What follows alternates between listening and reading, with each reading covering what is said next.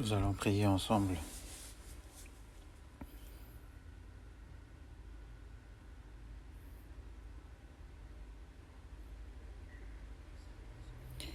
Dieu notre Père qui nous aime et qui est saint et qui est plein de grâce.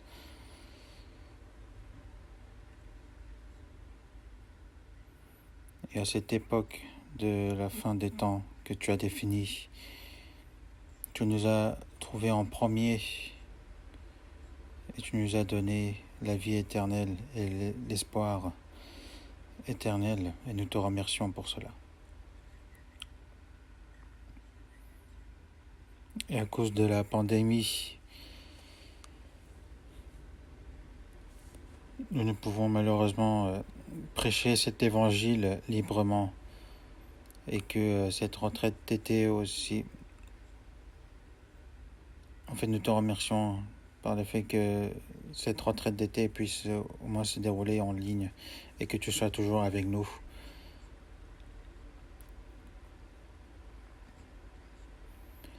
Et sois avec ceux qui te recherchent, qui suivent ta parole. Et que tous ceux qui écoutent et nous te remercions que pour tous ceux qui ont écouté durant ces séminaires bibliques, qu'ils ont reçu ta parole et qu'ils soient sauvés. Et sois aussi avec tous nos frères et sœurs et à ceux qui viennent d'être sauvés, que tu leur accordes ta force et ta grâce.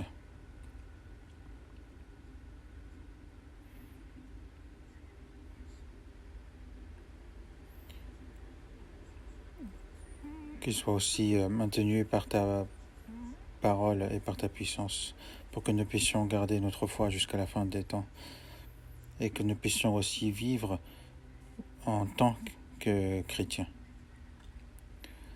Et aussi prêcher cet évangile à nos familles, à nos proches qui n'ont pas encore reçu le salut.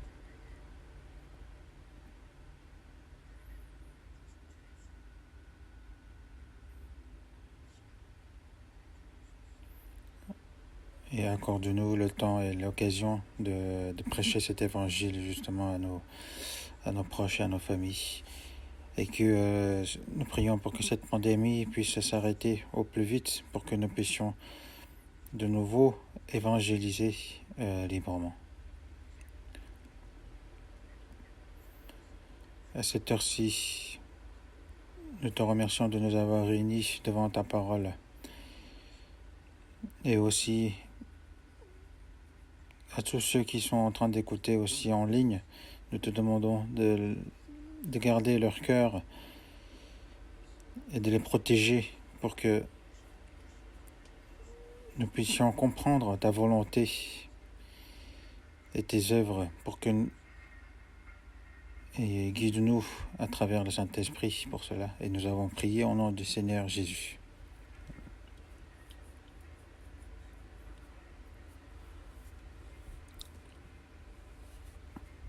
On va voir dans Jean chapitre 10.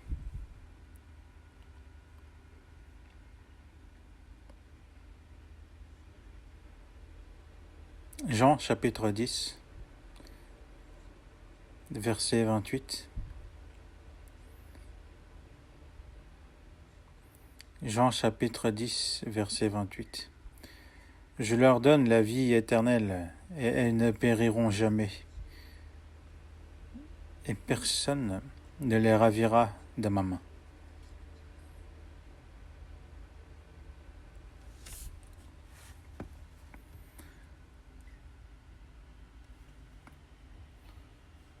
Malgré les difficultés, et nous avons prêché l'évangile pendant cette semaine. Et j'avais entendu aussi beaucoup de nouvelles comme quoi beaucoup de personnes écoutaient en ligne. Et qu'il y a eu aussi des personnes qui ont su la grâce de Dieu et qui ont reçu le salut. Et donc je reçois ces bonnes nouvelles de plus en plus. En tout cas, malgré les difficultés, personne n'a abandonné, mais on continue à prêcher cet évangile à ceux qui ne sont pas sauvés autour de nous. Et je remercie vraiment à tous ceux qui ont participé par la prière et par les efforts. Et je prie pour que la grâce de Dieu soit... je prie pour que la grâce de Dieu abonde et que tous nos efforts ne soient pas en vain. Je pense que Dieu a exercé aussi sa puissance. Donc la parole qu'on vient de lire, je leur donne la vie éternelle et ils ne périront jamais et personne ne les ravira de ma main.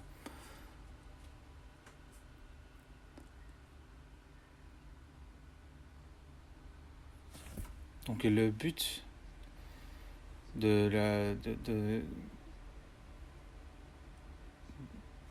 que nous ayons prêché justement cet évangile, c'est pour que personne ne périsse, mais qu'ils aient la vie éternelle.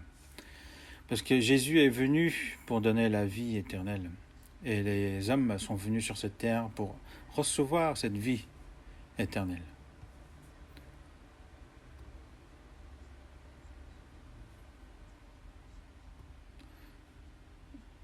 Donc par le sang qu'il a versé, Jésus sur la croix nous a pardonné tous nos péchés. Et le Saint-Esprit est venu en nous maintenant et a fait comprendre d'abord à ceux qui ont reçu le salut et justement par ces personnes qui ont reçu le salut en premier, Dieu a fait en sorte qu'il prêche cet évangile aux extrémités de la terre. Et nous vivons actuellement dans une période où justement cet évangile se propage aux extrémités de la terre. Donc ceux qui ont déjà reçu le salut ne peuvent empêcher de prêcher cet évangile, comme écrit dans Romains chapitre 1 verset 16. Car je n'ai point honte de l'évangile, c'est une puissance de Dieu pour le salut de quiconque croit. Donc cet évangile de grâce de Dieu, nous ne pouvons empêcher de le prêcher et nous ne pouvons point avoir honte de ça. Dans Actes chapitre 20, verset 24, l'apôtre Paul a dit « Mais je ne fais pour moi-même aucun cas de ma vie, comme si elle m'était précieuse, pourvu que j'accomplisse ma course avec joie et le ministère que j'ai reçu du Seigneur Jésus, d'annoncer la bonne nouvelle de la grâce de Dieu. » Donc pour prêcher cet évangile de Christ, je ne fais pour moi-même aucun cas de ma vie. Pour prêcher cet évangile de Christ qui a versé tout son sang pour moi, que je meure 100 fois, je ne fais aucun cas de ma vie. Et c'est une grande grâce. C'est ce qu'a fait vraiment l'apôtre Paul pour prêcher l'évangile le reste de sa vie. Il a failli mourir plusieurs fois, il a vécu dans la faim, dans le froid. Et à la fin, en prêchant l'évangile à Rome, il s'est fait décapiter. Donc c'est ce qui est décrit. Et beaucoup de personnes, depuis justement, ont sacrifié leur vie pour prêcher cet évangile. Et nous aussi, pour prêcher cet évangile, nous consacrons nos biens, notre temps, et même, si besoin, notre vie. Et nous sommes prêts, justement, à sacrifier toutes ces choses-là pour l'évangile. Parce que ce que nous voulons absolument,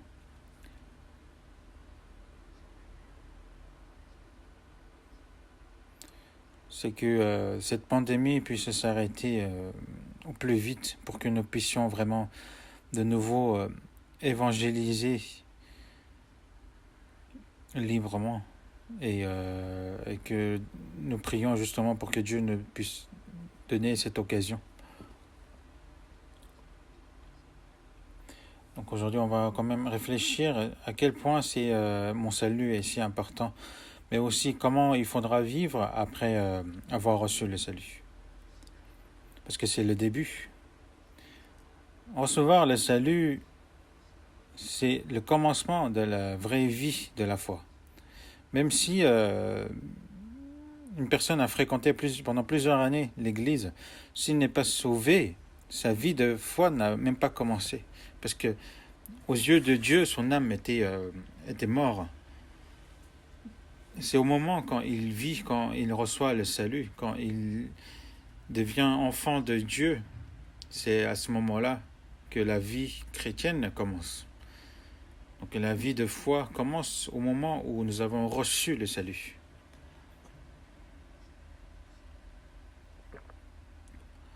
Donc à partir du moment où on a reçu le salut, nous avons beaucoup de choses à apprendre sur la vie de foi. Donc dans la Bible, il y a beaucoup de paroles qui sont destinées à ceux qui n'ont pas reçu le salut. Et beaucoup de paroles aussi qui pour recevoir le salut, mais aussi beaucoup de paroles qui sont très bien détaillées pour enseigner comment vivre après le salut. Donc nous devons apprendre maintenant quelle est la vraie vie de la foi. Comme il est écrit dans Éphésiens chapitre 2 verset 8, car c'est par la grâce que vous êtes sauvés par le moyen de la foi. Et cela ne vient pas de vous, c'est le don de Dieu.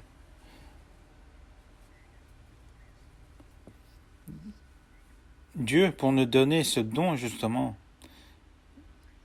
il a sacrifié une grande chose. Il a sacrifié son Fils unique qu'il a envoyé comme un homme sur cette terre pour qu'il s'occupe justement des péchés du monde, pour qu'il reçoive justement les jugements et les jugements que les pécheurs devaient recevoir.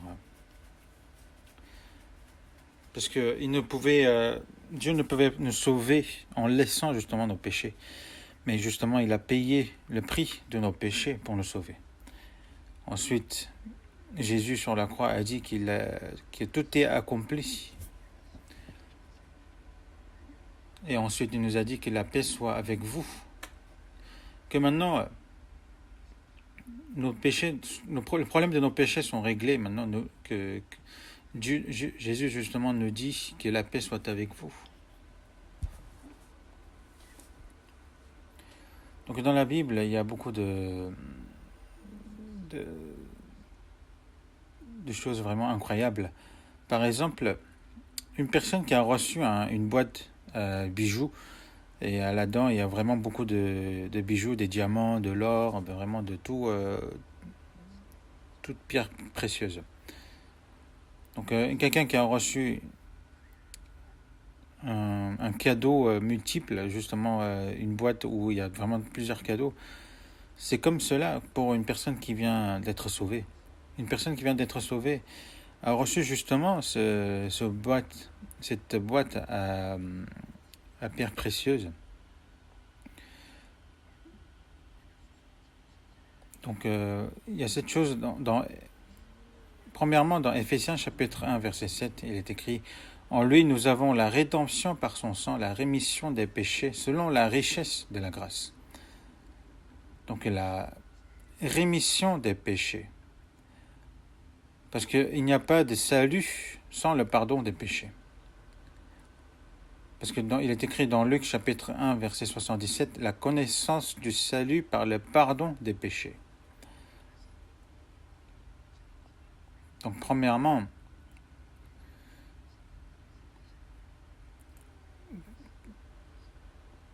quand on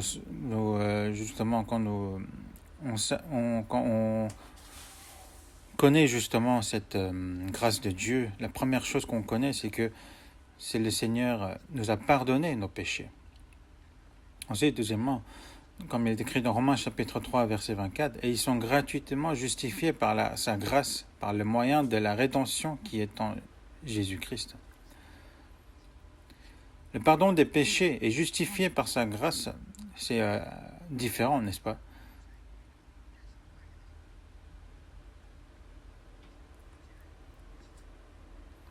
Parce que Jésus nous a pardonné nos péchés éternellement. Donc nous n'avons plus nos péchés.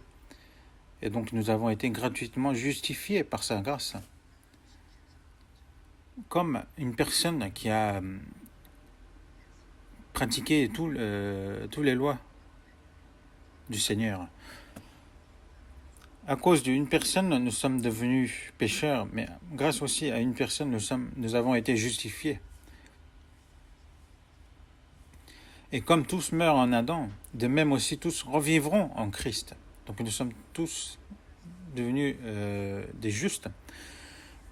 Donc il est écrit aussi dans Romains chapitre 4, verset 5, « Et à celui qui ne fait point d'œuvre, mais qui croit en celui qui justifie l'impie, sa foi lui est imputée à justice. » Aux yeux de Dieu, ne pas croire, c'est un péché. Parce qu'Adam aussi a douté justement la parole de Dieu. Et c'est pour ça qu'il a commis ce péché. Donc Dieu nous dit de croire. Et justement, cette foi, justement, est celle que Dieu justement nous a justifiée.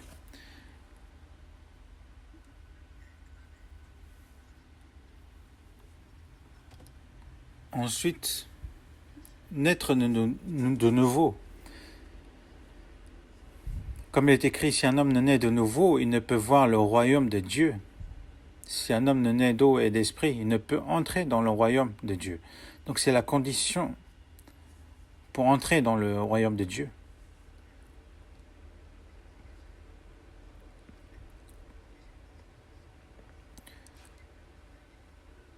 Donc au début de mon salut, j'ai su justement que Dieu avait tout pardonné, mes péchés. Mais ça, je ne savais pas que c'était le salut. Et ensuite, en apprenant justement, j'ai su que c'était le salut. Comme il est écrit dans Jean 1 chapitre 1, verset 12. « Mais à tous ceux qui l'ont reçu, à ceux qui croient en son nom, elle a donné le pouvoir de devenir enfants de Dieu, lesquels sont nés. »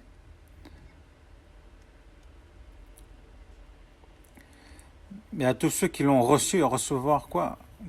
À ceux qui croient en son nom, le nom de Jésus. Elle a donné le pouvoir de devenir enfants de Dieu. Il n'y a point de grâce, de pouvoir justement d'être enfant de Dieu. Dieu qui a créé toutes ces choses est devenu mon Père. Est-ce que vous arrivez à comprendre cela? Vous aurez du mal à comprendre, mais c'est la vérité.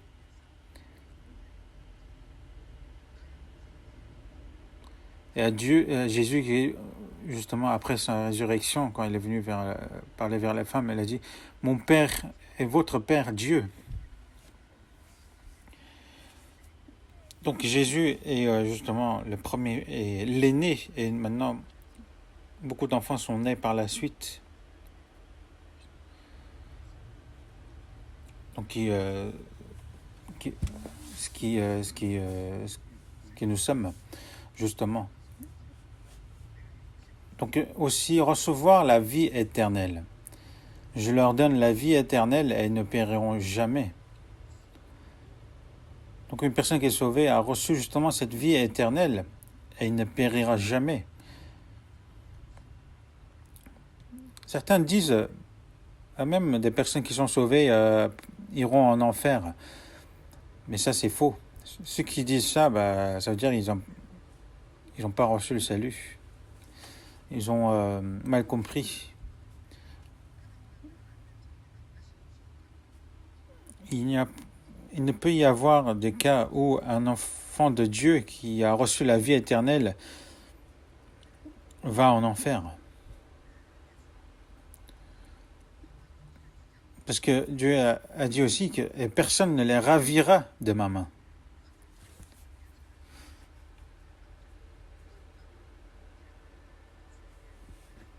Est-ce qu'une personne qui a racheté à un grand prix une pierre précieuse, est-ce qu'il va négliger cette pierre précieuse jusqu'à ce qu'il le perde? Non, Dieu aussi pareil. Il nous a rachetés par un grand prix et il nous protège, il nous garde précieusement. Et on ne peut justement perdre cette vie éternelle. Et une personne qui est sauvée aussi. Donc nous avons reçu en promesse le royaume de Dieu, le paradis. Et comme il est écrit dans Romains chapitre 8, verset 17, « Or si nous sommes enfants, nous sommes aussi héritiers. » Héritiers de Dieu. Donc nous sommes héritiers aussi de Dieu. Dans Matthieu chapitre 25, si le roi dira à ceux qui seront à sa droite, « Venez, vous qui êtes bénis de mon Père. Prenez possession du royaume qui vous a été préparé dès la fondation du monde. » Le royaume qui vous a été préparé dès la fondation du monde. La Bible décrit justement en détail ce royaume. Donc prenez possession du royaume. La maison de mon Père est le mien. Puisque nous sommes héritiers. Ce n'est pas parce que nous sommes qualifiés pour le recevoir. Non, c'est parce que nous sommes enfants de Dieu.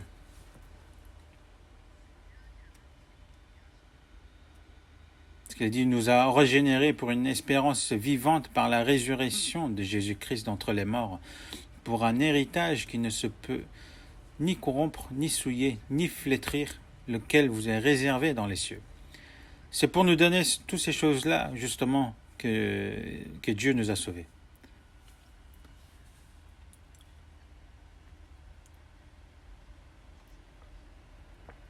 C'est pour nous donner en héritage son royaume qui est éternel. Donc nous sommes héritiers de Dieu, qui avons reçu justement toutes ces choses en héritage. Dans Philippiens chapitre 3 verset 20, il est écrit « Mais notre cité à nous est dans les cieux ». Si on est né en Corée du Sud, par exemple, nous sommes citoyens de la Corée du Sud, et certains se vantent d'être citoyens d'Amérique, des États-Unis, mais ce n'est rien. Parce que nous avons reçu la citoyenneté des cieux. Tout est déjà fini administrativement.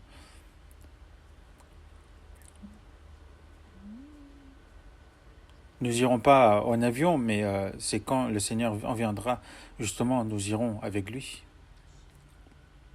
Donc nous sommes citoyens du royaume des cieux. Et la dernière chose, c'est nous avons reçu le Saint-Esprit. Dans 1 Corinthiens chapitre 6, verset 19, « Ne savez-vous pas que votre corps est le temple du Saint-Esprit qui est en vous, que vous avez reçu de Dieu ?» Où est-ce qu'il y a le temple du Saint-Esprit? C'est mon corps. C'est en moi que le Saint-Esprit demeure. Ça, au début, j'avais du mal à comprendre. Mais dans Galates chapitre 3, verset 2, il est écrit « Et c'est par les œuvres de la foi que vous avez reçu l'Esprit ou par la prédication de la foi. » Une personne, quand il est né, il doit y avoir dans son corps le cœur, la foi, les poumons. Il a tout ce qu'il leur faut pour le vivre. Mais ça, quand on est enfant, on ne sait pas. C'est quand on grandit, quand on apprend sur l'anatomie, justement, on sait que, en moi, j'ai le cœur, j'ai la foi, j'ai tout. C'est pareil, quand une fois qu'on est sauvé, qu'on sait que le Saint-Esprit est en moi. Et c'est quelque chose d'incroyable. Parce que c'est la promesse de Dieu. Parce que nous avons été scellés du Saint-Esprit qui nous a été promis.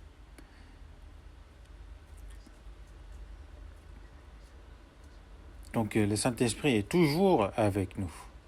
Et le Saint-Esprit, qu'est-ce qu'il fait? Il nous fait comprendre la grâce de Dieu en premier. Ensuite, il nous fait comprendre d'autres grâces pour que mon cœur,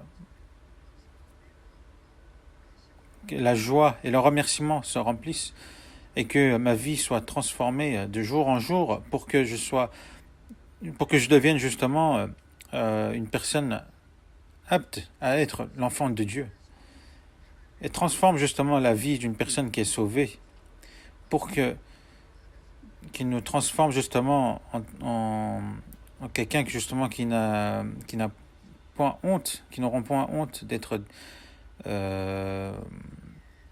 d'entrer justement dans le royaume des cieux. Donc, recevoir le salut et comprendre ces 7 choses-là.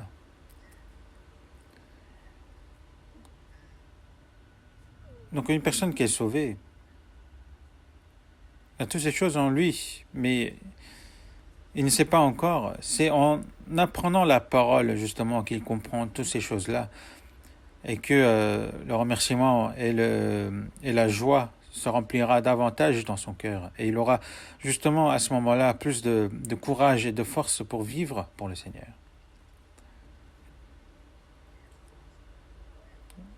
Et aussi, même une personne qui est sauvée, écoute et réécoute l'évangile et il n'aura que du remerciement dans son cœur en faisant ça. C'est en une fois que nous avons reçu justement le salut. Et je pense que vous pouvez penser qu'aujourd'hui, c'est le premier pas que vous faites juste sur le chemin qui vous mène jusqu'au royaume des dieux. Comme il est écrit, ta parole est une lampe à mes pieds et est une lumière sur mon sentier. Donc maintenant, j'ai beaucoup de choses à vous dire, mais aujourd'hui, on va voir la parole de Jésus dans Jean chapitre 15. Jean chapitre 15, versets 1 à 10. Je vais vous lire.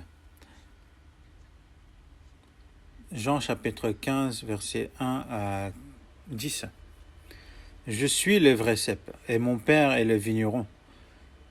Tout sarment qui est en moi et qui ne porte pas de fruits, il le retranche, et tout sarment qui porte du fruit, il l'émonde afin qu'il porte encore plus de fruits. Déjà vous êtes purs à cause de la parole que je vous ai annoncée. Demeurez en moi et je demeurerai en vous. Comme le sarment ne peut de lui-même porter du fruit, s'il ne demeure attaché au cep, ainsi vous ne le pouvez non plus si vous ne demeurez en moi.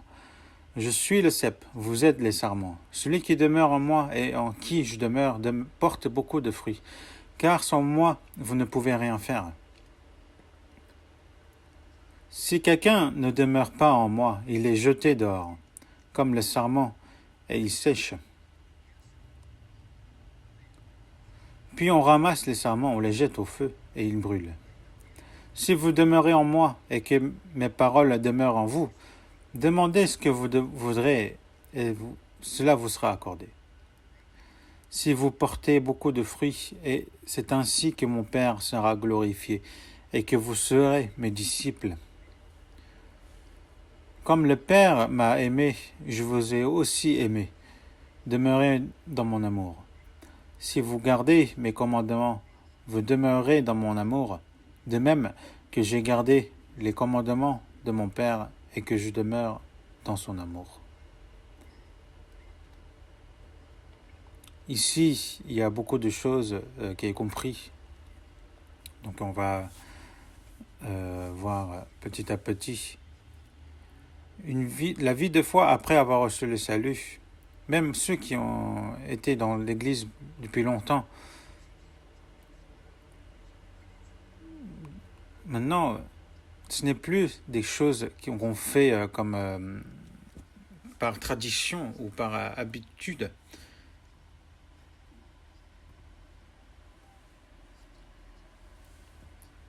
Donc, au sein des églises, nous enseignent de vivre comme une bonne personne. Après, oui, beaucoup de personnes vivent comme une bonne personne en étant gentils, mais bien sûr, les chrétiens sauvés aussi doivent vivre en étant gentils et en étant de bonnes personnes, mais ce n'est pas tout.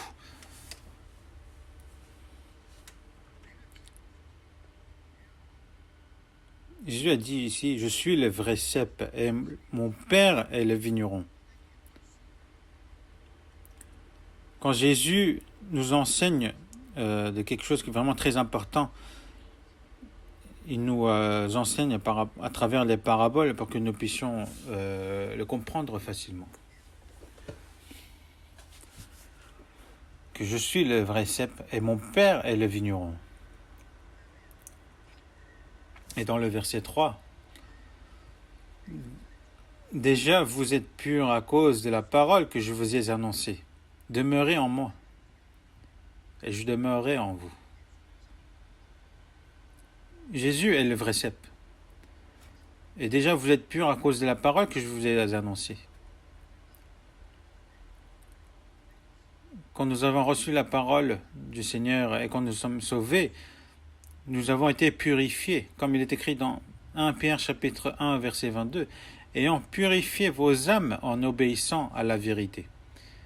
Nos péchés ont été nettoyés, enlevés par le sang du Christ. Nous avons été purifiés.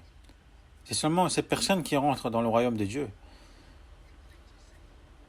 C'est parce que nous avons été purifiés. Donc, déjà, vous êtes purs à cause de la parole que je vous ai annoncée. Demeurez en moi et je demeurerai en vous. Demeurez en moi. Ce verset est vraiment un verset très important. Une personne qui est sauvée ne peut pas vivre selon ses idées, selon ses pensées. Dieu a déjà prédéfini le chemin d'un chrétien sauvé. Et il faut vivre ainsi. Premièrement, demeurez en moi. C'est un ordre. C'est un ordre qui a été donné à ceux qui sont sauvés. Une personne qui est née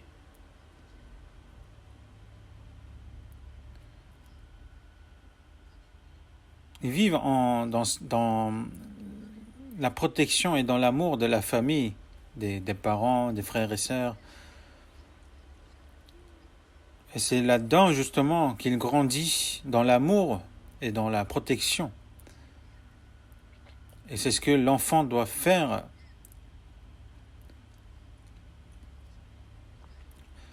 Un enfant, même s'il a envie de quitter sa famille, il ne peut pas. Ce qui est le contraire des animaux. Par exemple, il y a des petits, dès qu'ils sont nés, ils vivent leur vie en étant éloignés de ses parents.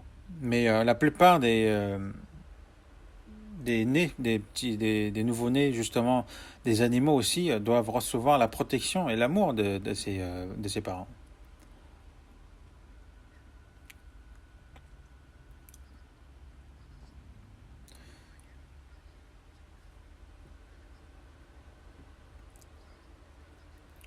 Un enfant, même si on lui dit de ne pas partir, de toute façon, il n'a pas la puissance de partir, donc il ne partira pas. Mais un homme qui est une personne qui vient d'être sauvée, il a toujours ce corps et même après avoir reçu le salut, il a toujours cette envie de vivre selon ses envies, selon ses pensées. Et donc, il nous ordonne justement de demeurer en lui. Et dans une continue aussi, il est dit, j'ai appris comment demeurer dans le Seigneur.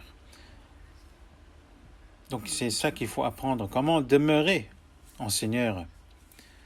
Comme un enfant doit recevoir la protection et l'amour de ses parents, il faut savoir que la vie de foi ne peut pas être faite moi tout seul. Je ne peux pas mener ma vie de foi tout seul. Quand Jésus nous dit qu'il est le cep et qu'il nous demande de demeurer en lui,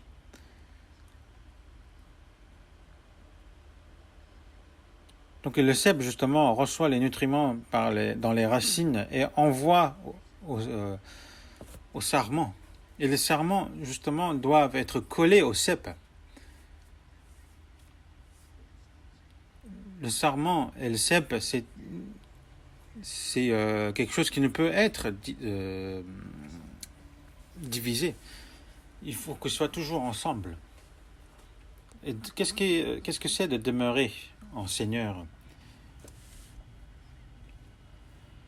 Dans Jean chapitre 1 verset 16, il est écrit « Et nous avons tous reçu de sa plénitude et sa grâce et grâce pour grâce. En Seigneur, c'est de grâce pour grâce.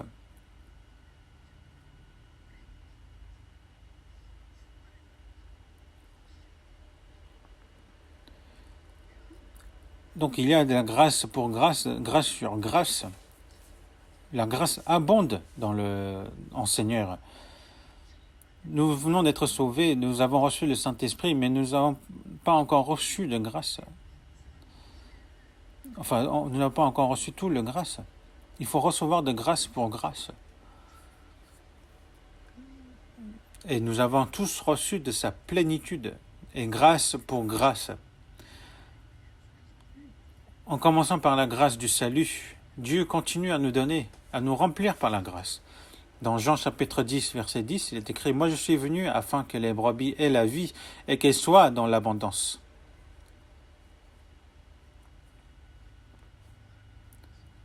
Une personne, quand il est né, c'est en étant au sein de sa mère, en étant dans la protection et l'amour de ses parents et qu'il grandit. Et nous aussi, justement, nous avons cet amour et cette grâce que le Seigneur nous donne en demeurant en lui. Et nous devons recevoir justement cette grâce et la vie en étant collés au cep.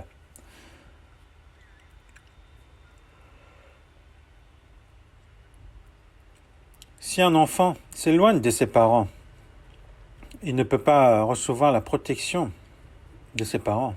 Il deviendra un orphelin. Est-ce que sa vie sera vraiment très triste?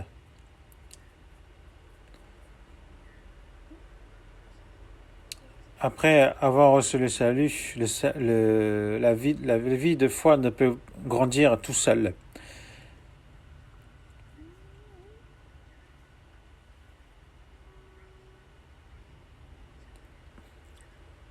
Et justement, une personne qui vient d'être sauvée, qui ne demeure pas en Seigneur, va grandir comme un orphelin dans la foi. Donc maintenant, qu'est-ce qui est de demeurer en Seigneur? Si je vous détaille tout, ça va prendre trop de temps, mais comme il est écrit, je suis le cep, vous êtes les sarments, celui qui demeure en moi, en qui je demeure, porte beaucoup de fruits, car sans moi, vous ne pouvez rien faire.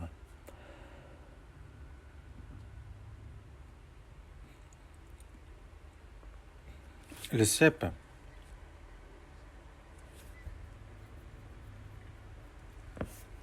donc les sarments doivent rester collés au cep pour justement porter des fruits.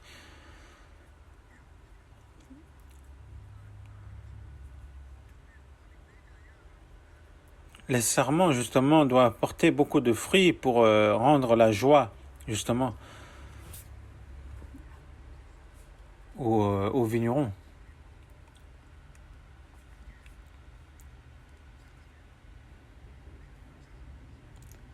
Un sarment, quand il reste collé au cep et quand il grandit par les nutriments envoyés par le cep depuis la racine, justement, il portera des fruits automatiquement. Ce n'est pas lui qui fait les efforts.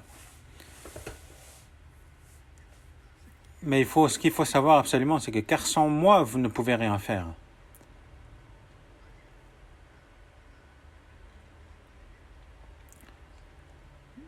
Un sarment, s'il est éloigné du cep, s'il veut porter par lui-même des fruits, est-ce qu'il pourra le faire? Non, il ne pourra pas. C'est en étant collé au cep, justement, qu'il reçoit les nutriments nécessaires pour pouvoir porter des fruits.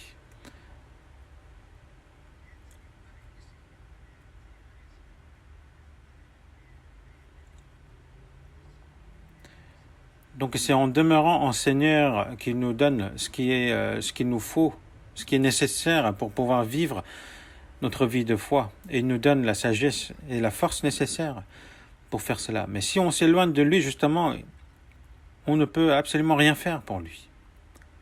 Et que la vie de foi sera un échec. Donc moi, après avoir reçu le salut, personne n'était là pour m'enseigner ces choses-là. Donc avant de recevoir le salut, donc en fait, après mon salut était certain, mais ma vie de foi après était comme celle d'avant le salut. Donc je vivais avec seulement avec le zèle.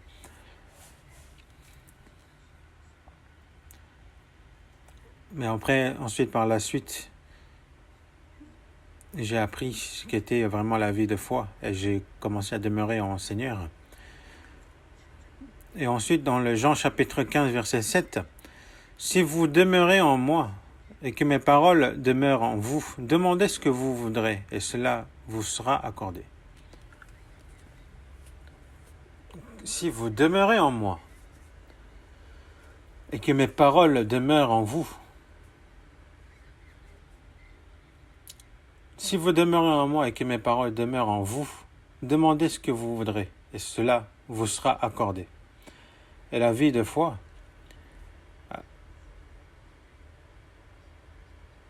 justement, nous montre ici que notre vie de foi après le salut se déroulera sans souci si on demeure en lui, si on demeure dans ses paroles.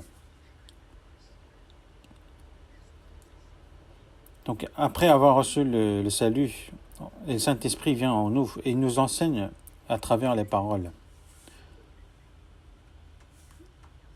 Il nous fait comprendre justement à quel point le salut que nous avons reçu est grand et que l'amour de Dieu, la grandeur justement, il nous fait comprendre aussi la grandeur de l'amour de Dieu, nous remplit par sa grâce, mais aussi par les paroles. Justement, pour recevoir le salut, c'était par la parole que nous avons reçue, mais aussi la transformation de notre vie dans la vie de foi, c'est par la parole. Demeurer en Seigneur, c'est de demeurer dans les paroles.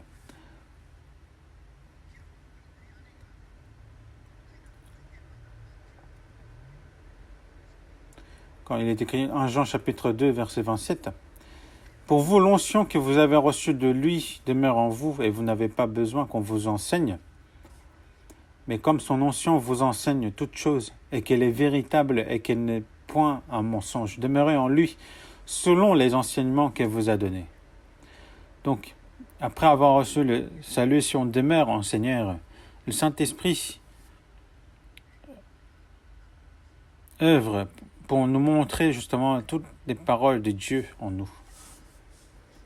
Dans Jean chapitre 14, verset 26, il est écrit « Mais le Consolateur, l'Esprit Saint, que le Père enverra en mon nom, vous enseignera toutes choses et vous rappellera tout ce que je vous ai dit. » Après avoir reçu le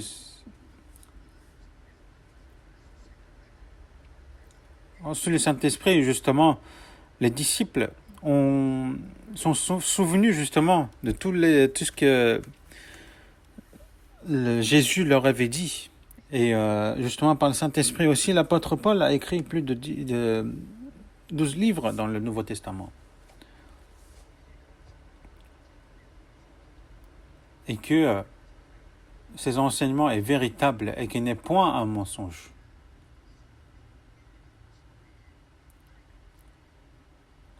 On n'a plus besoin d'un enseignement qui vienne des hommes, mais seulement les enseignements qui viennent du Saint-Esprit nous suffisent.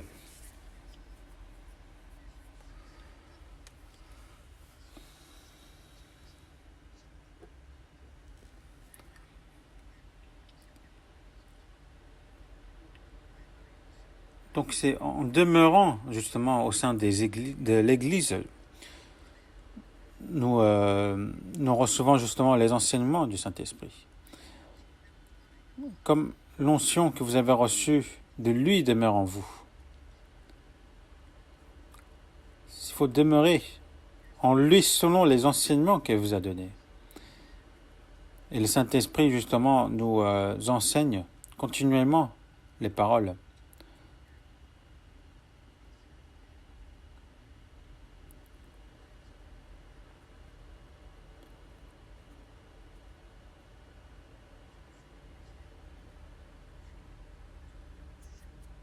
Et par la suite, il nous donne aussi la force et le courage de pouvoir vivre pour le Seigneur. Ensuite, chapitre 15, Jean chapitre 15, verset 9. Comme le Père m'a aimé, je vous ai aussi aimé. Demeurez dans mon amour. Si vous gardez mes commandements, vous demeurez dans mon amour, de même que j'ai gardé les commandements de mon Père et que je demeure dans son amour. Comme le Père m'a aimé, je vous ai aussi aimé. Comme le Père m'a aimé. Dieu a aimé Jésus parce qu'il était son Fils unique. Et le Seigneur justement nous dit que je vous ai aussi aimé, comme le Père m'a aimé.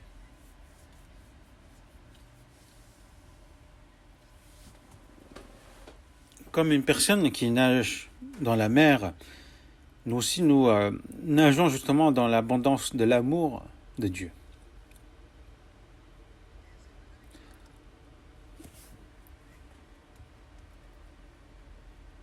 Donc demeurez dans mon amour. De même que j'ai gardé les commandements de mon Père. Jésus a toujours demeuré dans l'amour de Dieu. En gardant justement les commandements de Dieu, qu'il a demeuré dans l'amour, et que je demeure dans son amour. Dans Jean chapitre 13, verset 34, il est écrit « Je vous donne un commandement nouveau, aimez-vous les uns les autres, comme je vous ai aimé, vous aussi, aimez-vous les uns les autres. » C'est un nouveau commandement. Comme je vous ai aimé. Et nous avons su justement cet amour. Et ça, nous l'avons su et nous l'avons cru. Et cet amour qui est immense, qui est éternel, nous l'avons compris. Et justement, c'est avec cet amour que nous devons nous aimer les uns les autres. Et ça, c'est le commandement nouveau que Jésus nous a donné. Si on garde ces commandements, on demeure dans le Seigneur. Ça ne suffit pas justement seulement par les prières ou par ses propres moyens, mais c'est en demeurant justement dans l'assemblée des personnes qui sont sauvées. Et ça, c'est quelque chose qui est vraiment important que nous devons comprendre. On va voir dans 1 Corinthiens chapitre 1.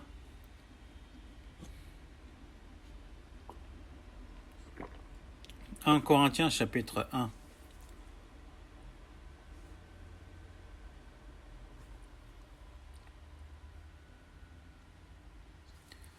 « 1 Corinthiens chapitre 1, versets 8 à 9. « Il vous affermira aussi jusqu'à la fin pour que vous soyez irréprochables au jour de notre Seigneur Jésus-Christ. Dieu est fidèle, lui qui vous a appelé à la communion de son Fils Jésus-Christ, notre Seigneur.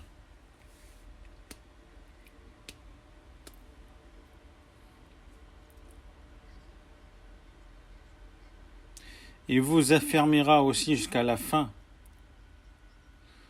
pour que vous soyez irréprochables au jour de notre Seigneur Jésus-Christ. »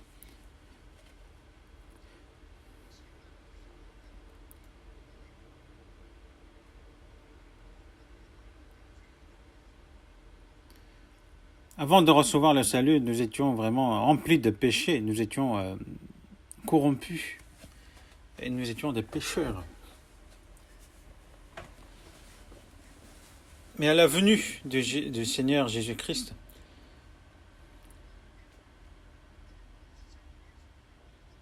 parce que nous avons reçu le salut en étant vraiment pitoyables, mais quand le Seigneur reviendra, nous devons devenir ceux qui sont dignes d'être appelés à la communion de son Fils Jésus-Christ, que nous soyons irréprochables.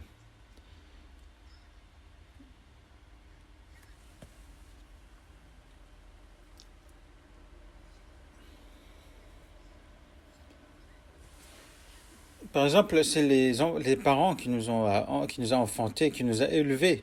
Et les enfants, ce qu'ils ont à faire, ils ont juste à demeurer au sein de sa famille. Pareil, le Seigneur nous élève, nous fait grandir sous sa protection et sous son amour. Et il souhaite justement que nous soyons irréprochables au jour de notre Seigneur Jésus-Christ.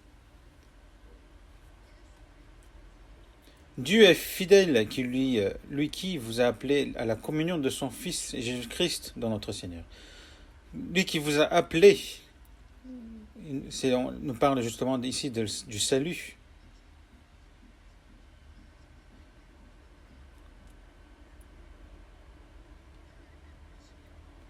C'est l'appel de Dieu.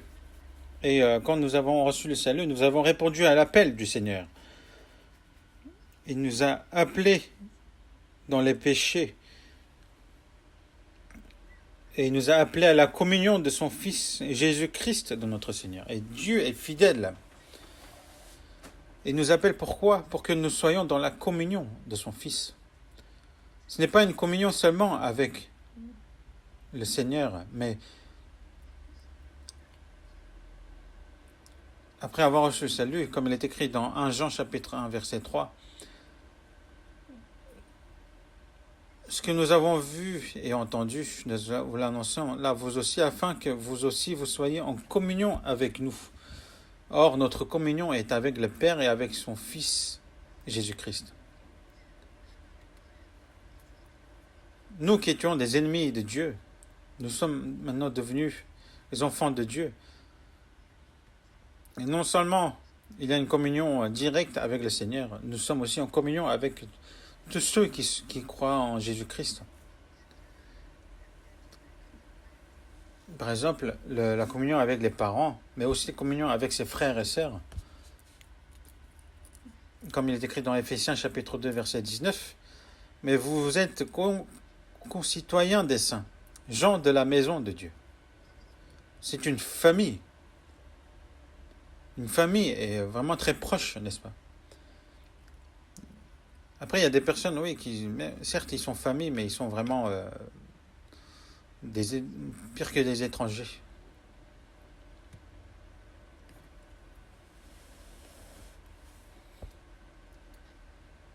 Mais au contraire, il y a aussi des personnes dans leur famille qui sont vraiment unis, remplis d'amour. Mais maintenant, nous sommes des frères et sœurs, nous sommes les enfants de Dieu. Et nous avons maintenant la même destinée. Et ça, c'est la communion. Ce n'est pas moi je prends mon pain, toi tu prends ton pain. Ça, ce n'est pas la communion, n'est-ce pas ? Dieu est fidèle, lui qui vous a appelé à la communion de son Fils Jésus-Christ, notre Seigneur.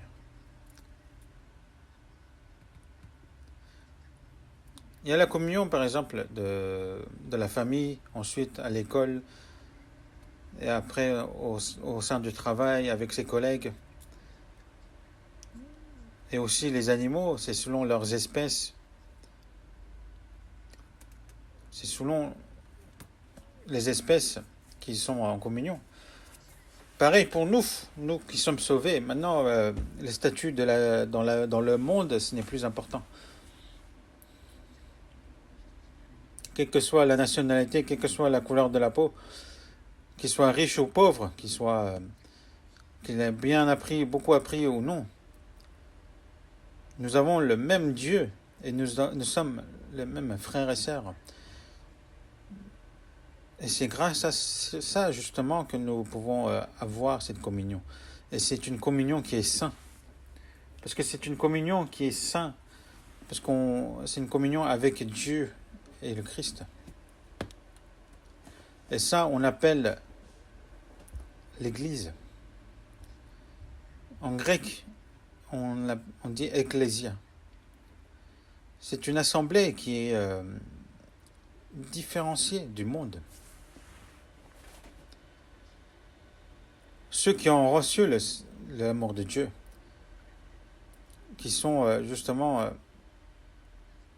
édifiés, sélectionnés, différenciés de ce monde. Et Dieu, non seulement il m'a sauvé, mais il m'a aussi placé au sein de cette assemblée, qui est l'Église.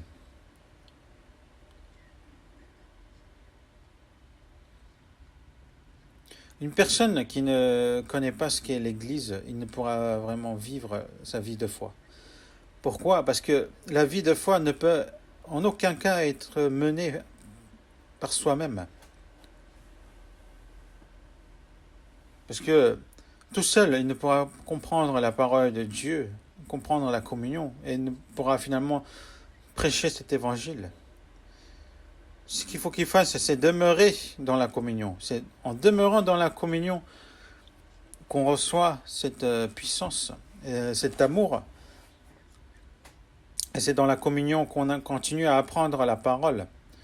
Et c'est dans la communion que notre amour abonde. Et qu'on peut aussi s'aimer les uns les autres. C'est pour ça qu'il est écrit dans 1 Jean chapitre 4 verset 12.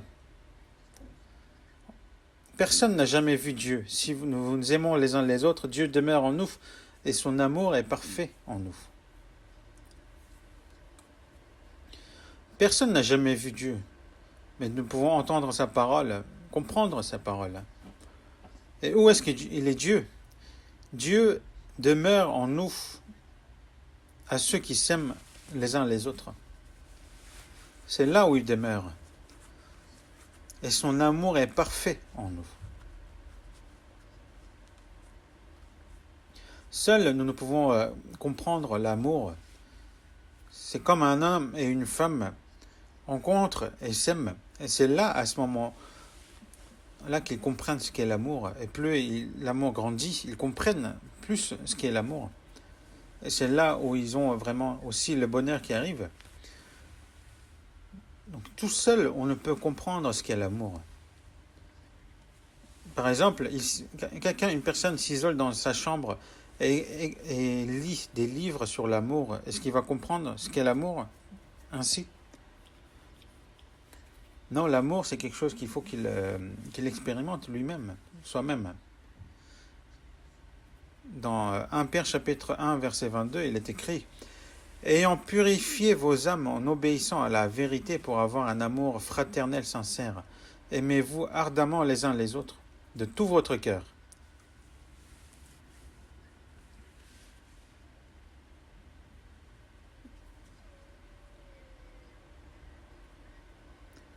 La flamme de l'amour brûle dans mon cœur et le Saint-Esprit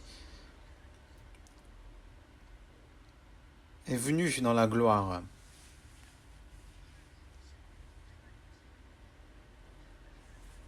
Quiconque croit que Jésus est le Christ est né de Dieu, et quiconque aime celui qui l'a engendré aime aussi celui qui est né de lui.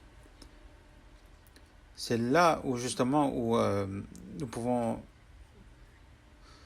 nous sommes remplis de joie et de grâce. Notre joie ne vient pas de ce monde, mais vient justement dans l'amour du Christ, dans la communion de ceux qui aiment le Christ.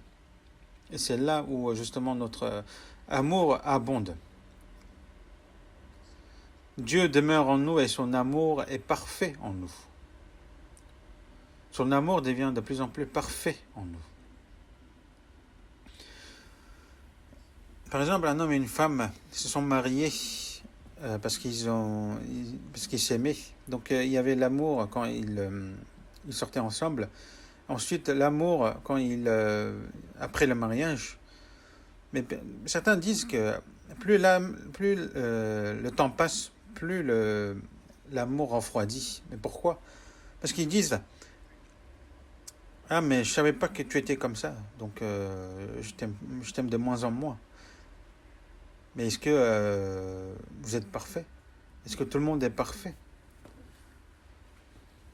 C'est en se plaignant justement de l'un et l'autre, c'est ainsi que justement qu'ils vont jusqu'à la divorce même. Mais il faut savoir que l'amour, la charité est patiente, elle est pleine de bonté. La charité n'est point envieuse. La charité ne se vante point. et ne s'enfle point d'orgueil. Ce n'est point un amour humain, mais comme le Christ nous a aimés, nous pouvons aussi nous aimer les uns les autres. Et plus cet amour, plus cette charité est remplie en nous, justement, cette charité va devenir de plus en plus mûre.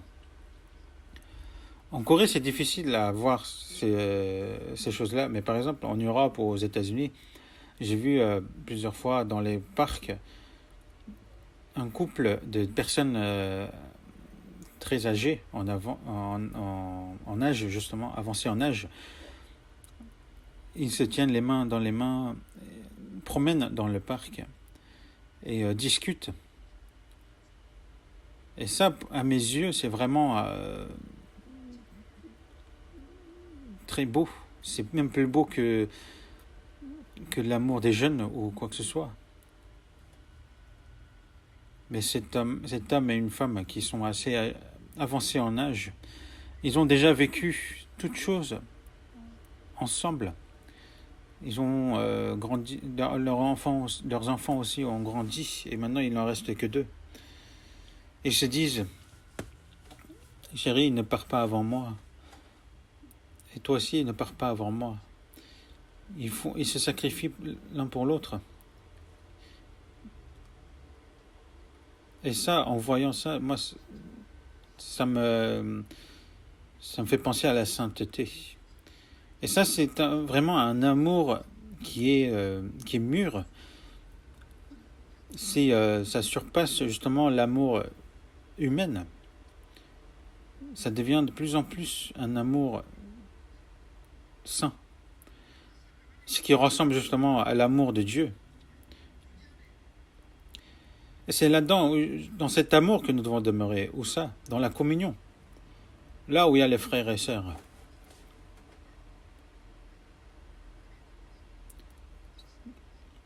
Donc ceux qui sont sauvés, justement, demeurent dans cet amour, dans la parole, s'entraident, et en ayant la même espérance, fassent les mêmes efforts pour l'évangile. Il n'y a pas plus beau que ça. Comme il est écrit, voici qu'il est agréable, qu'il est doux pour les frères de demeurer ensemble. Même aux yeux de Dieu, il n'y a pas plus beau que ça. Et pour nous aussi, c'est pareil. Donc demeurer en moi, qu'est-ce que cela signifie? Demeurer en Seigneur. Dans 1 Corinthiens chapitre 12, verset 13, nous avons tous en effet été baptisés dans un seul esprit pour former un seul corps, soit juif, soit grec, soit esclave, soit libre. Et nous avons tous été abreuvés d'un seul esprit. Et aussi dans 1 Corinthiens chapitre 12, verset 27, vous êtes le corps de Christ et vous êtes ses membres, chacun pour sa part. Nous avons reçu le même salut, le même esprit, et nous sommes devenus un. Quand on dit que le mari et la femme ne forment qu'un, c'est parce qu'ils ont le même destin. Parce qu'ils avancent pour le même destin.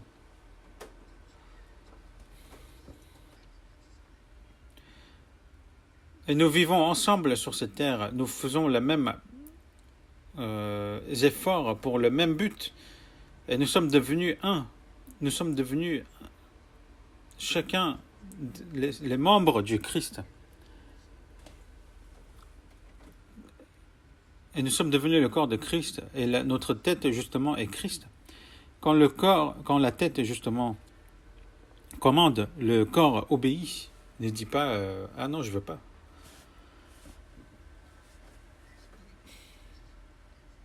Du nerf crânien va jusqu'au système nerveux central. Ensuite, se propage au nerf périphérique.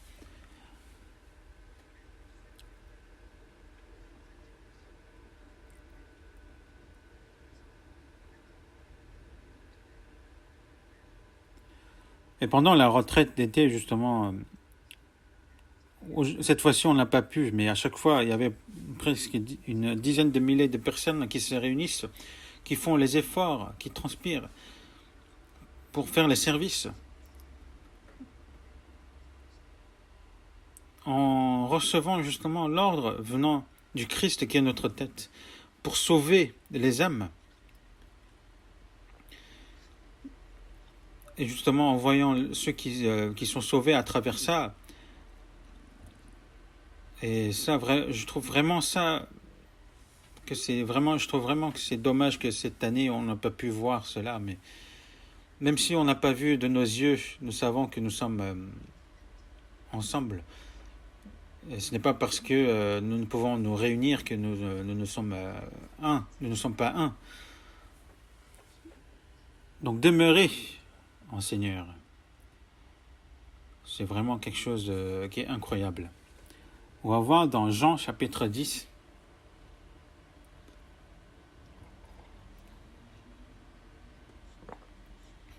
Jean chapitre 10, verset 16.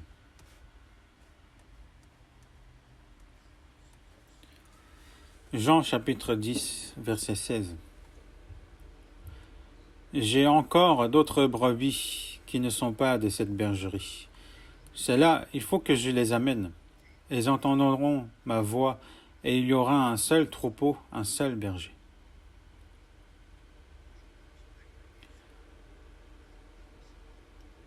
Dans Jean chapitre 10, il est écrit que Jésus dit que je suis le bon berger.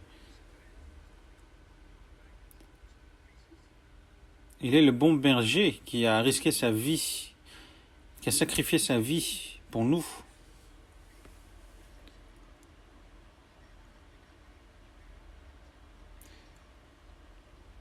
Et il est notre berger qui nous guide jusqu'à ce que nous rentrions justement dans le royaume de Dieu.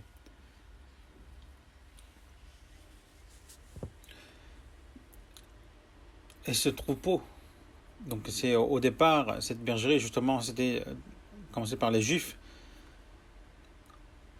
Mais il y a aussi d'autres troupeaux justement qui n'ont pas encore reçu le salut. Donc il faut qu'on les emmène vers le berger, comme il est écrit. J'ai encore d'autres brebis qui ne sont pas de cette bergerie. C'est là, il faut que je les amène. Elles entendront ma voix et il y aura un seul troupeau, un seul berger. Et aussi il est écrit dans 1 Pierre chapitre 2 verset 25. Car vous étiez comme des brebis errantes, mais maintenant vous êtes retournés vers le pasteur et le gardien de vos âmes. Nous sommes devenus un troupeau, donc un berger. À cette heure-ci même, nous ne le voyons pas de nos yeux, mais il est avec nous. Il est aussi avec tous les frères et sœurs dans ce monde, et qui sera avec nous jusqu'à la fin des temps, qui nous protège, et qui nous garde, et qui nous dirige jusqu'au royaume de Dieu. Donc c'est pour ça qu'il faut un seul berger, un seul troupeau. Nous ne pouvons être divisés. C'est en étant dans ce troupeau, c'est là que le Seigneur, qui est le roi des rois, nous protège, nous guide. Et en étant dans ce troupeau, justement, le diable ne peut rien faire contre nous. Quand on regarde dans les documentaires sur les animaux, ils sont en grand troupeau. Et ce troupeau passe, traverse ce chemin. Mais autour d'eux, il y a quoi? Il y a des prédateurs, justement, qui rôdent autour de ces troupeaux. Parce que dans ces troupeaux, il peut y avoir des animaux qui boitent ou des petits. Mais en étant justement dans le troupeau, ils sont en sécurité. Parce qu'ils se protègent chacun entre eux.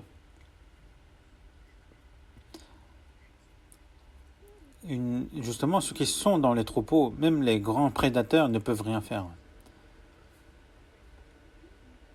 Mais ces prédateurs, ce qu'ils font, ils rôdent pour voir justement des animaux justement qui s'éloignent du troupeau. Et dès qu'ils s'éloignent, eux, ils deviennent des proies de ces prédateurs. Et de là-dedans, on a beaucoup de choses à apprendre. Il faut savoir, en étant éloigné de l'Église, nous ne pouvons recevoir la protection de Dieu. c'est dans la protection du Seigneur, dans la protection de l'Église, que Dieu nous protège, nous guide, jusqu'à ce que nous rentrions dans le royaume des cieux. Nous ne pouvons nous éloigner de ces troupeaux. Parce que si nous nous éloignons de ces troupeaux, nous ne pouvons recevoir la grâce. Nous ne pouvons comprendre aussi la parole de Dieu. Il est écrit aussi dans Proverbes chapitre 18, verset 1, « Celui qui se tient à l'écart cherche ce qui lui plaît. Il s'irrite contre tout ce qui est sage. » Il y a des personnes qui s'éloignent, qui se tiennent à l'écart par lui-même.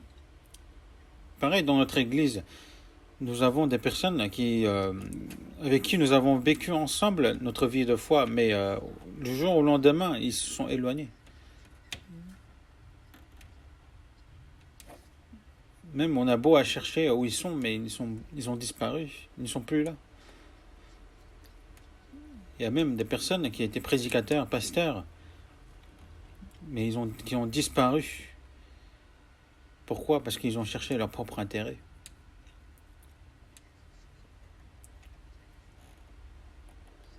Celui qui se tient à l'écart cherche ce qui lui plaît. Il s'irrite contre tout ce qui est sage. Il cherche à vivre selon ses désirs, sa convoitise. Il s'irrite contre tout ce qui est sage. Donc il ne peut recevoir l'enseignement du Saint-Esprit. Une personne, il connaissait vraiment bien la Bible, il évangélisait vraiment bien, et il a été même appelé prédicateur. Et tous les frères et sœurs le reconnaissaient, etc.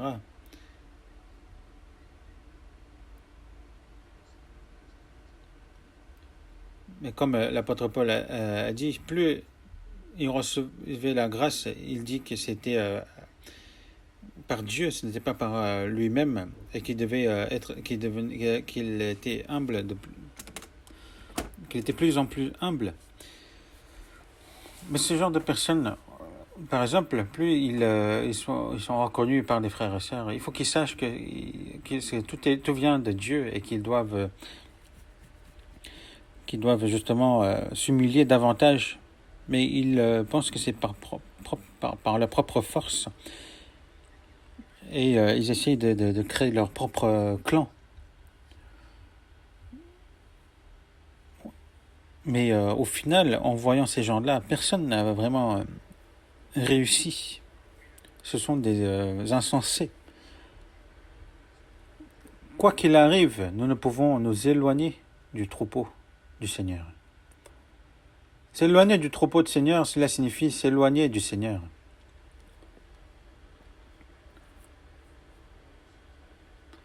Et Lot, justement, qui était le neveu d'Abraham, donc il a commencé à avoir de plus en plus de biens en sa possession. Et il voulait s'éloigner de son oncle. Il voulait vivre par ses propres forces.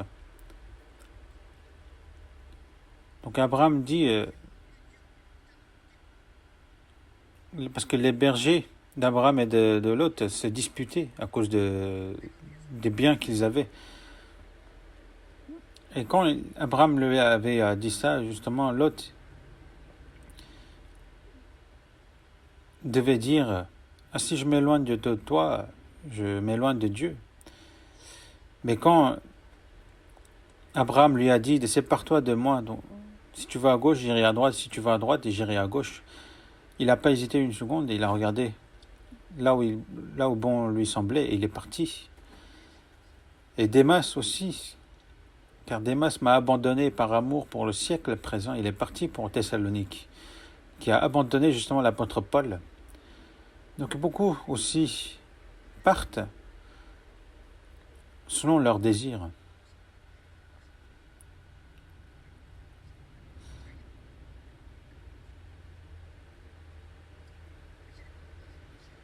Une personne qui est vraiment sauvée, il n'ira pas en enfer. Mais il sera comme une personne qui sera sauvée d'une maison qui est incendiée, qui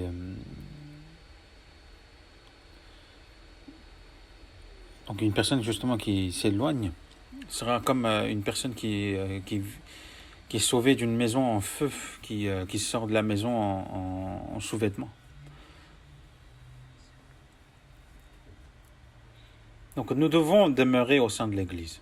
Et dans 1 Pierre chapitre 2 verset 22, désirez comme des enfants nouveau-nés le lait spirituel et pur afin que par lui vous croissiez pour le salut.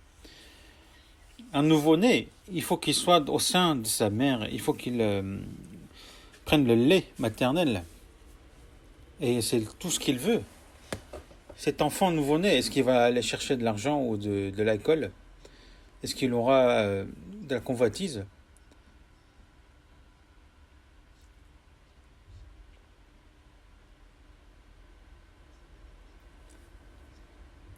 Donc désirer comme des enfants nouveau-nés le lait spirituel et pur. Il faut aimer à entendre, à écouter et à lire la parole et à obéir à la parole.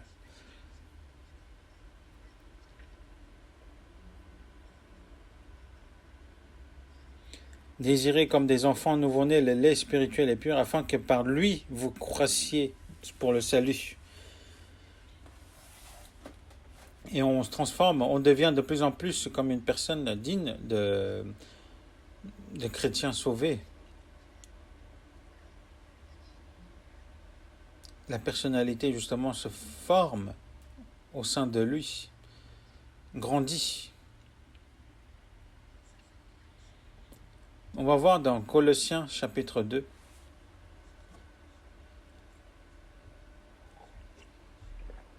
Colossiens chapitre 2, verset 19. Sans s'attacher au chef dont tout le corps, assisté et solidement assemblé par les jointures et les liens, tire l'accroissement que Dieu donne. Sans s'attacher au chef qui est la tête. S'il ne s'attache pas au chef qui est la tête, il dit c'est ce qu'il veut. Il veut vivre selon sa propre volonté. Mais ce n'est pas possible. Donc tout le corps, assisté solidement, assemblé par des jointures et des liens, tire l'accroissement que Dieu donne. Vous savez que c'est par la tête d'où viennent les hormones de croissance qui se dispersent dans tout le corps.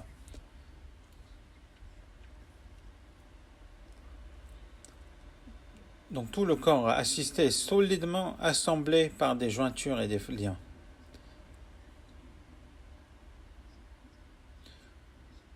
Comme un sarment justement reste collé au cep et reçoit les nutriments nécessaires qui viennent du cep et porte des fruits. Donc assisté et solidement assemblé par des jointures et des liens. Ça ne vient pas directement du ciel, mais c'est par le corps, par l'assemblée, par les frères et sœurs qui nous est transmis justement. Si nous coupons la communion, c'est comme on coupe le lien où nous recevons justement l'accroissement que Dieu nous donne.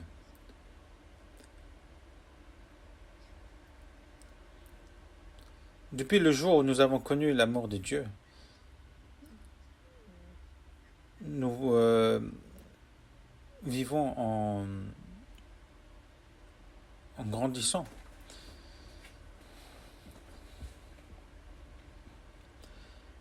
Et une fois qu'on est sauvé, il faut qu'on sache justement cette vérité. Il faut que vous sachiez qu'une fois que vous êtes éloigné de l'Église, vous ne pouvez absolument rien faire. Et ça, il faut le connaître, parce que c'est de là justement la vraie vie de foi commence. On va voir aussi dans Éphésiens chapitre 4. Éphésiens chapitre 4, verset 15. Versets 15 et 16. Mais que, professant la vérité dans la charité, nous croissons à tous égards en celui qui est le chef Christ. C'est de lui, et grâce à tous les liens de son assistance, que tout le corps bien coordonné et formant un solide assemblage tire son accroissement selon la force qui convient à chacun de ses parties et s'édifie lui-même dans la charité.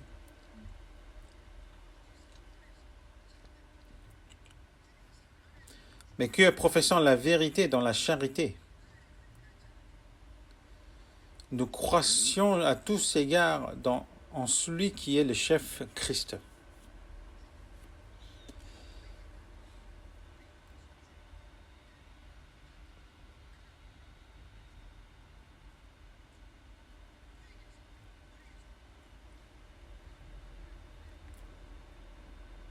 Donc c'est de lui et grâce à tous les liens de son assistance que tout le corps vient coordonné et formant un solide assemblage tire son accroissement selon la force qui convient à chacune de ses parties et s'édifie lui-même dans la charité. C'est par aussi par les frères et sœurs que Dieu nous enseigne, nous fait apprendre et comprendre les choses. Et aussi par les parties, on s'édifie soi-même dans la charité.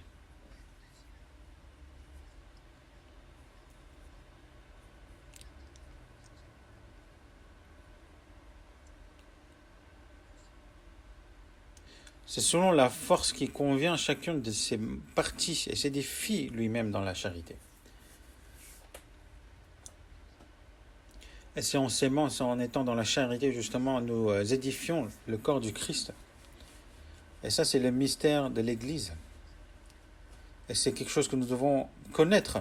Donc, premièrement, il faut rester collé dans l'assemblée. S'éloigner de l'Église signifie s'éloigner du Seigneur. C'est s'éloigner de la protection et l'accroissement que donne le Seigneur.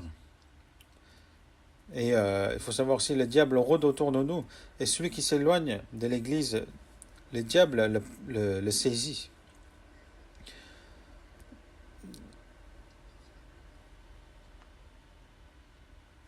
Dans Jean chapitre 10, versets 5 à 6, il est écrit « Ils ne survivront pas point un étranger, mais ils fuiront loin de lui parce qu'ils ne connaissent pas la voix des étrangers. »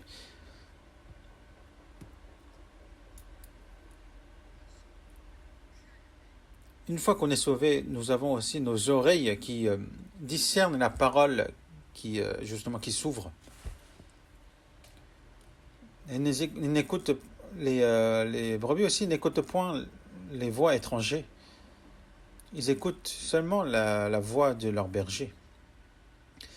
Pareil pour nous, une personne qui écoute ça, qui écoute aussi d'autres choses, il va se perdre. Dans Romains chapitre 8, verset 14, il est écrit « Car tous ceux qui sont conduits par l'Esprit de Dieu sont fils de Dieu. » Cela signifie que le Fils de Dieu va recevoir la conduite de Saint-Esprit. Une personne qui est sauvée discerne la parole.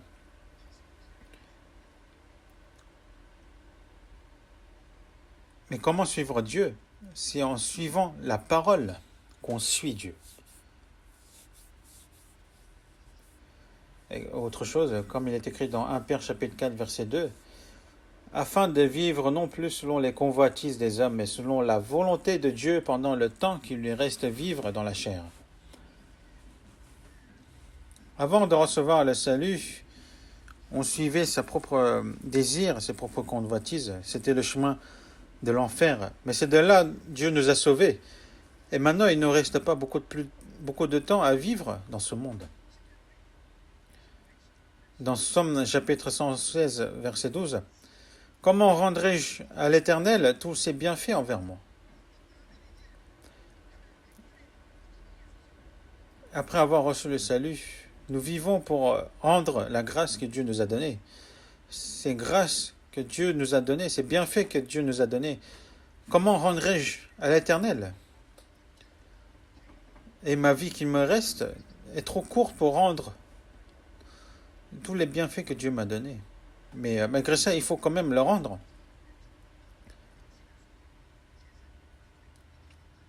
Donc le reste de ma vie, il ne faut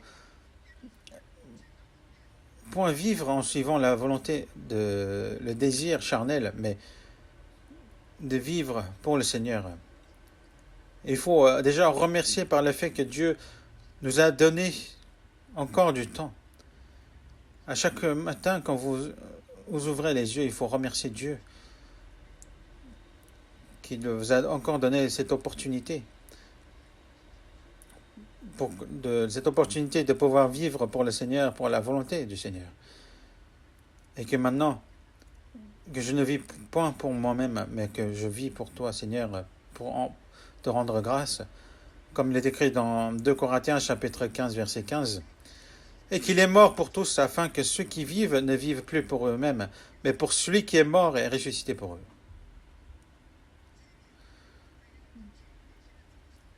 Le Seigneur est mort pour des gens comme nous. Mais pourquoi ? Pour ceux qui sont sauvés ne vivent point pour eux-mêmes, mais pour vivre pour celui qui est mort et ressuscité pour eux.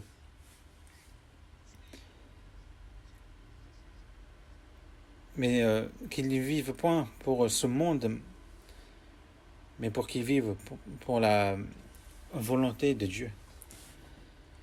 Et comme il est écrit dans Romains chapitre 12, verset 2, « Ne vous conformez pas au siècle présent, mais vous soyez transformés par le renouvellement de l'intelligence, afin que vous discerniez quelle est la volonté de Dieu, ce qui est bon, agréable et parfait. » C'est en apprenant la parole justement qu'on discerne ce qui est la volonté de Dieu, ce qui est bon et agréable et parfait à Dieu. C'est en vivant ainsi que nous rendons la grâce au Seigneur. Et qu'il est normal aussi de vivre ainsi, non ? Une personne qui est sauvée ne peut pas vivre selon bon lui semble, comme les gens de ce monde. S'il vit ainsi, cela signifie qu'il est soit il n'est pas sauvé, soit il est en train de se tromper lui-même.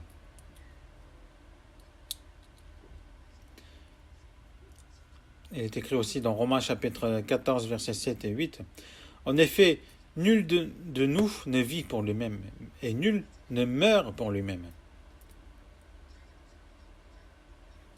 Car si nous vivons pour le Seigneur, et si nous mourrons pour le Seigneur. Parce que parmi nous aussi, il y a des personnes qui vivent pour lui-même et qui meurent pour lui-même, mais ça c'est un mensonge. Car si nous vivons pour le Seigneur, et si nous mourrons pour le Seigneur. Soit donc que nous vivons, soit que nous mourons, nous sommes au Seigneur.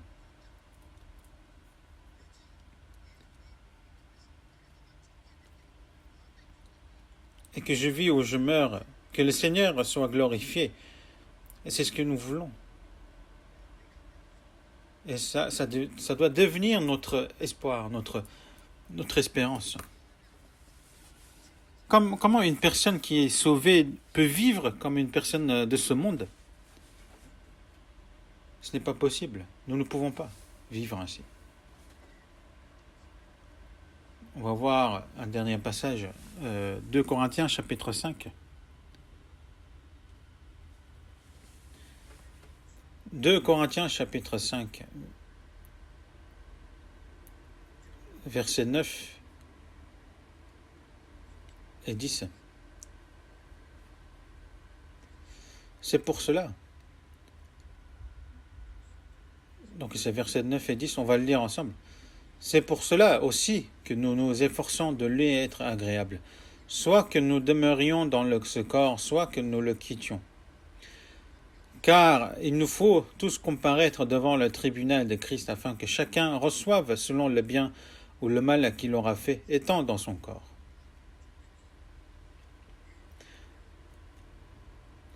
Soit que nous demeurions dans ce corps, soit que nous le quittions. C'est pour ça que nous nous efforçons de lui être agréable.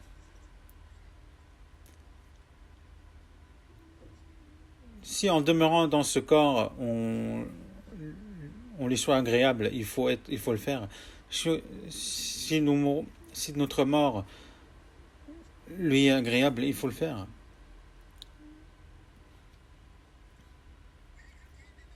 Mais pourquoi agir ainsi ? Car il nous faut tous comparaître devant le tribunal de Christ, afin que chacun reçoive selon le bien ou le mal qu'il aura fait. Ces gens de ce monde, ils seront jugés à cause de leurs péchés.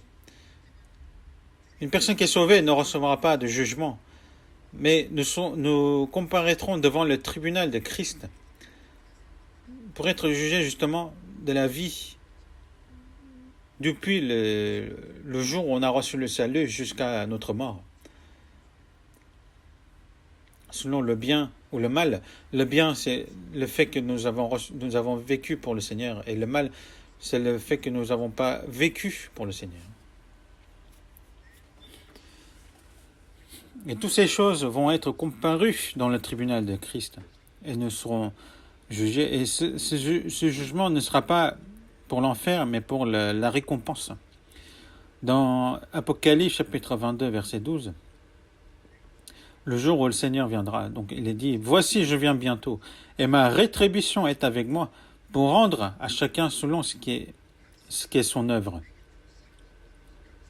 Et ma rétribution est avec moi, pour rendre à chacun. Et que ma rétribution est avec moi, pour rendre à chacun selon ce qu'est son œuvre.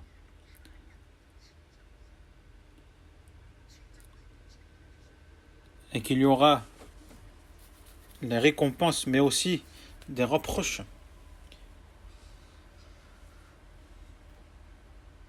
Si on était des bons serviteurs ou si on était de mauvais serviteurs. Parce que Dieu a dit pour rendre à chacun selon ce qu'est son œuvre. Il est écrit aussi dans 1 Corinthiens chapitre 15, verset 58. « Ainsi, mes frères bien-aimés, soyez fermes, inébranlables, travaillant de mieux en mieux à l'œuvre du Seigneur, sachant que votre travail ne sera pas vain dans le Seigneur. » Pendant que mon cœur bat encore, Dieu me donne encore l'occasion, le temps, pour devenir des travailleurs aux œuvres du Seigneur, de travailler mieux en mieux, pour que nous n'ayons point honte quand nous nous retrouverons devant le Seigneur. Et nous devons vivre vraiment une vie d'obéissance pour que justement recevoir la récompense. Et à tous ceux qui viennent d'être sauvés, je vous félicite au nom du Seigneur, et soyons ensemble dans la communion, et aussi soyons ensemble jusqu'au jour où nous nous comparaîtrons devant le Seigneur.